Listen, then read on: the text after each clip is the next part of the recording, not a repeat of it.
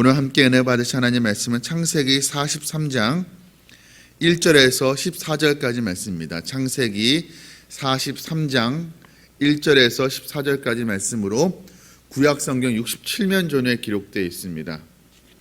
우리 한 목소리로 함께 봉독하겠습니다.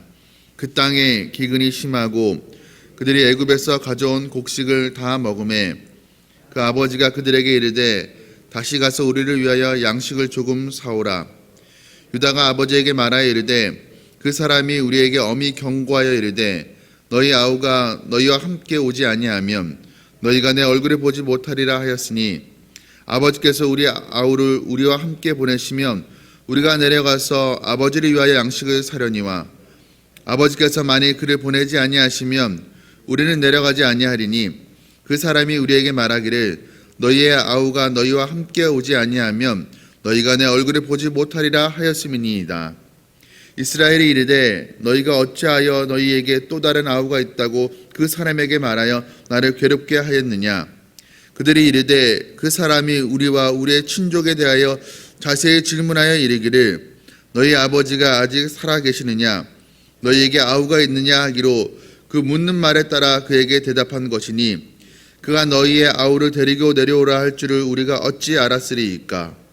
유다가 그의 아버지 이스라엘에게 이르되 저 아이를 나와 함께 보내시면 우리가 곧 가리니 그러면 우리와 아버지와 우리 어린아이들이 다 살고 죽지 아니하리이다.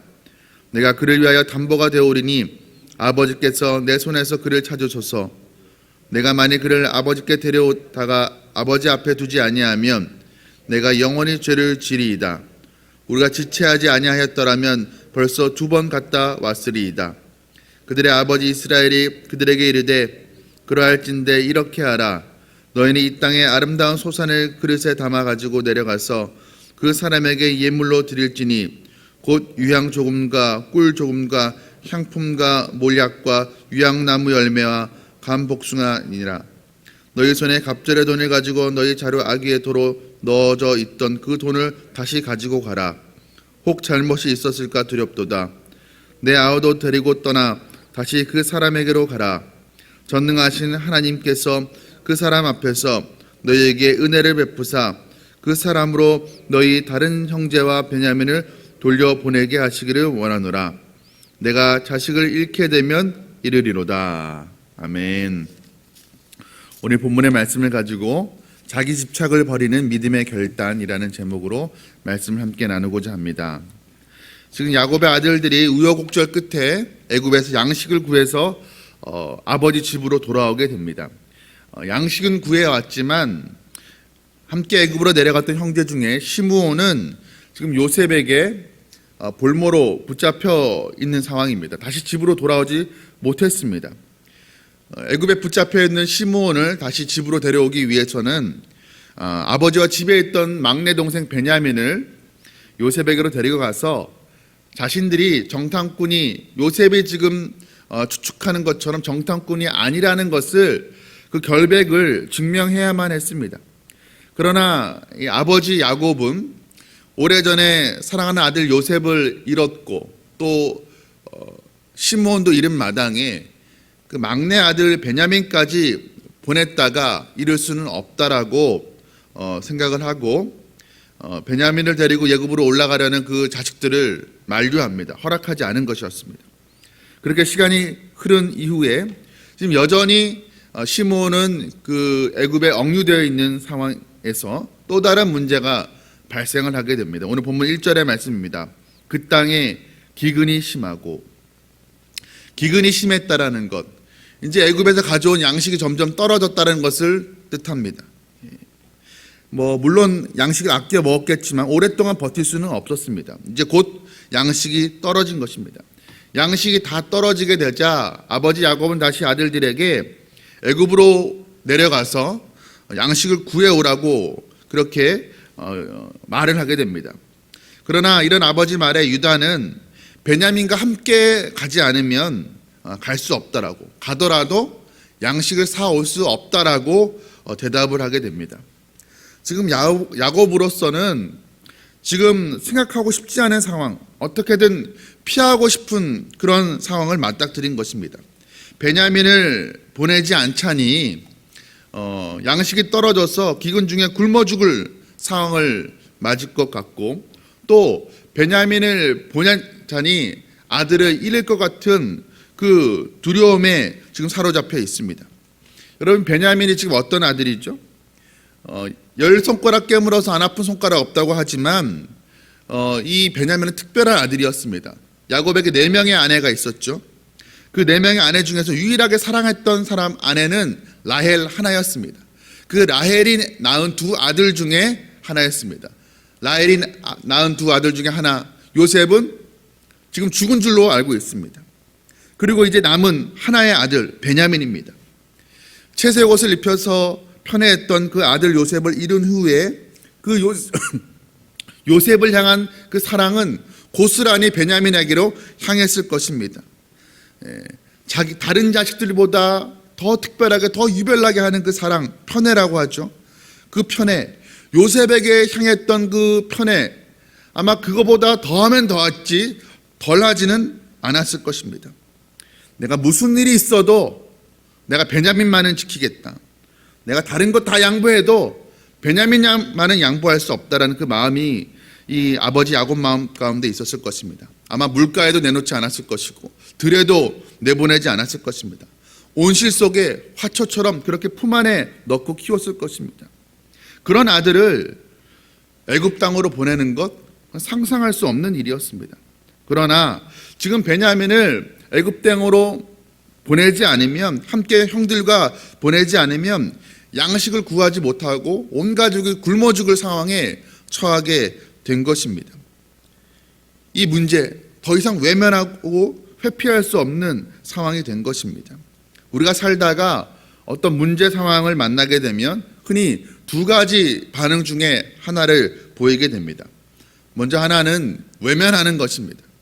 그리고 또 다른 하나는 직면하는 것입니다. 문제를 외면하는 것은 노력하지 않아도 할 수 있는 것, 자연스러운 현상입니다.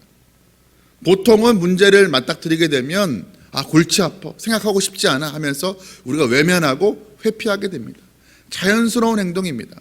그러나 직면하는 것은 애써서 노력하지 않으면, 훈련하지 않으면 할 수가 없는 것이죠. 그러나 문제는 외면할 때가 아니라 직면할 때 해결이 됩니다. 그러나 지금 야곱은 지금 문제를 계속 외면하고 있습니다.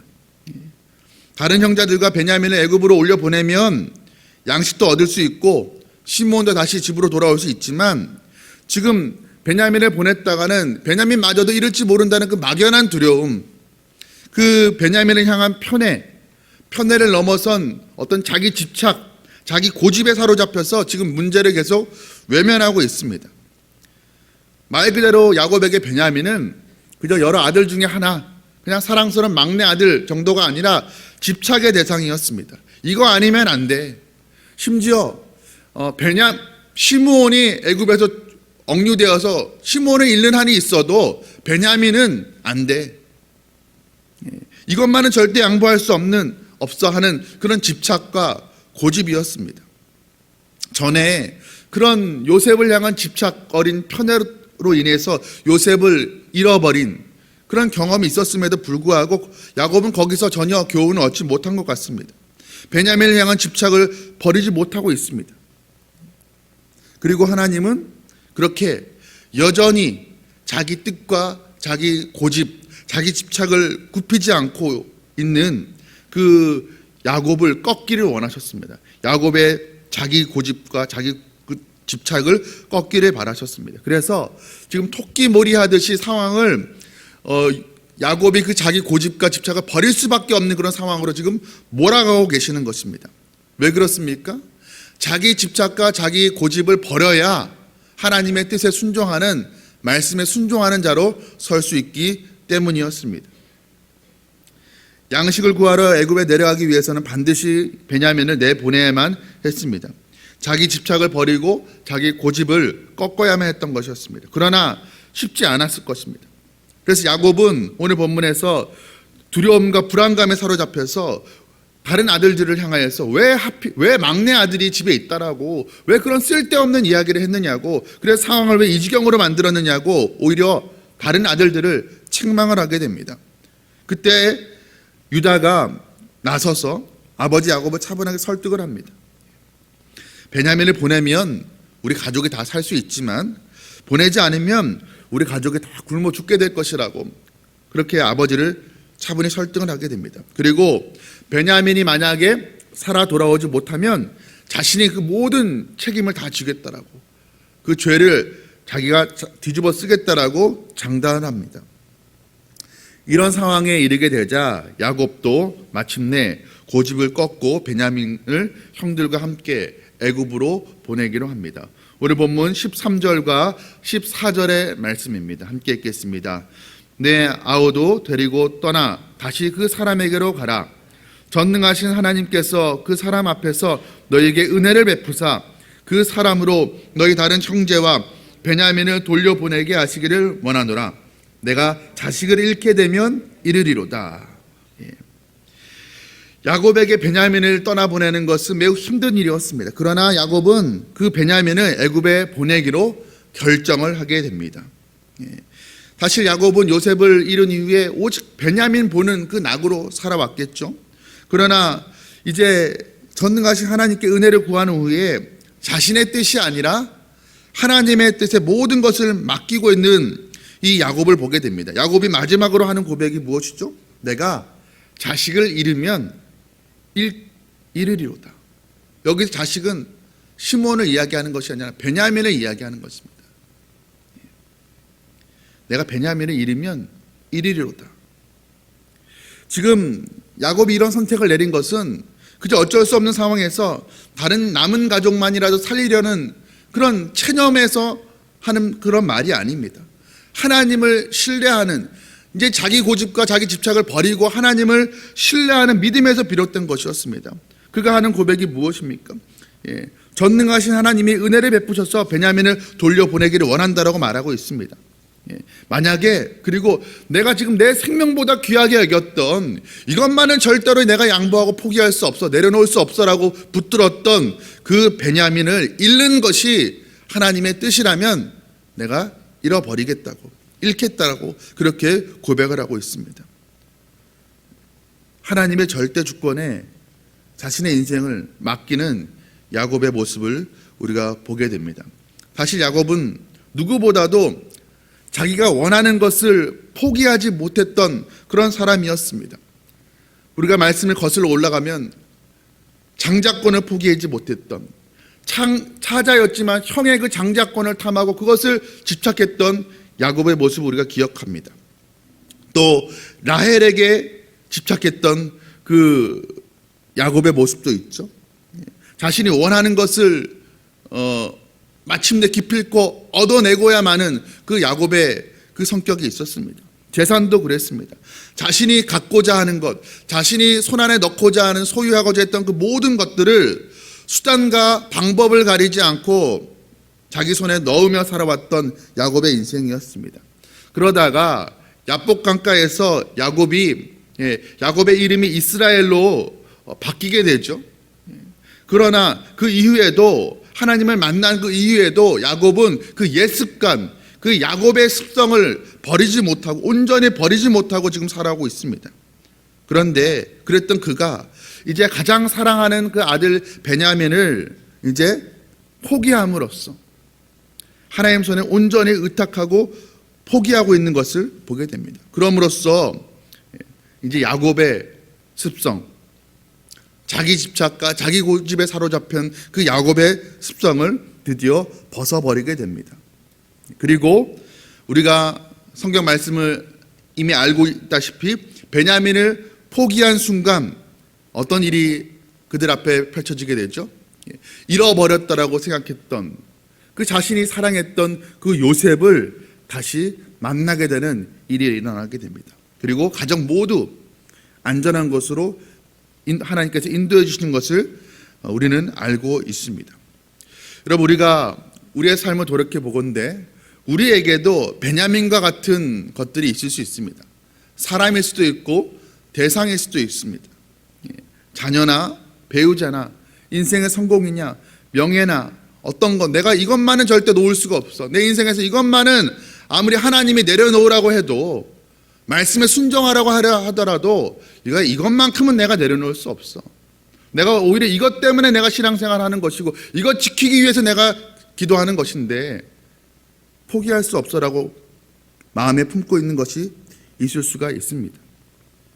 그런데 그것들마저도 하나님 손에 올려드리고 하나님의 주권에 맡길 때 하나님은 우리에게 참된 평강과 전혀 기대하지 않았던 그 요셉과의 만남을 허락해 주셨던 것처럼 예상 밖의 축복을 우리에게 허락하여 줄 줄로 믿습니다.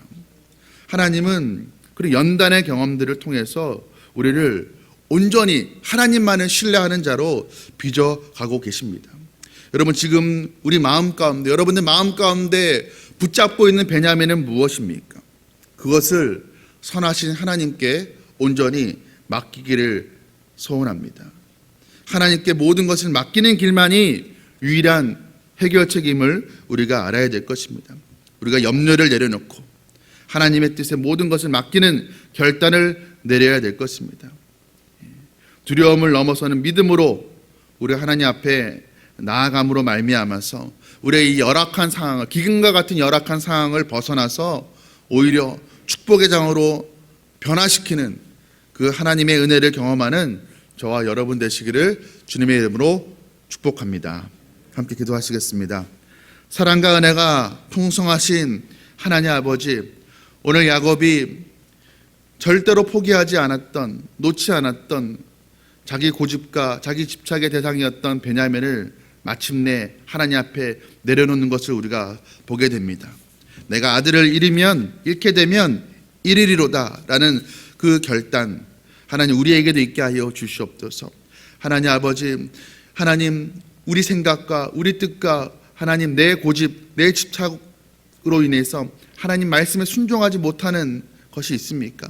하나님 오늘 이 새벽에 기도할 때 깨닫게 하여 주옵시고 그것마저도 하나님 앞에 내려놓음으로써 하나님의 절대 주권에 우리의 모든 인생을 맡김으로써 선하신 하나님께서 우리의 삶을 온전히 인도해 주시는 것을 경험하는 우리 되게 하여 주시옵소서. 하나님 아버지, 지금 기근과 같은 상황에 우리가 처해 있습니까? 그러나 아버지, 그 상황은 우리로 하여금 말라 죽게 만드시는 그 하나님이 아니라 하나님 우리의 모든 고집마저도 다 내려놓게 하시고 온전히 하나님만 바라보게 하시고 하나님이 주시는 형통과 축복을 받게 하시는 그 연단의 과정임을 알게 하여 주옵시고 하나님 그 과정 속에서 하나님 온전히 하나님 내 모든 것들을 다 하나님 앞에 내려놓는 온전한 순종을 배우는 그런 시간들로 보낼 수 있도록 은혜 허락하여 주시옵소서. 이 모든 말씀 우리 주 예수 그리스도의 이름으로 간절히 기도드리옵나이다. 아멘.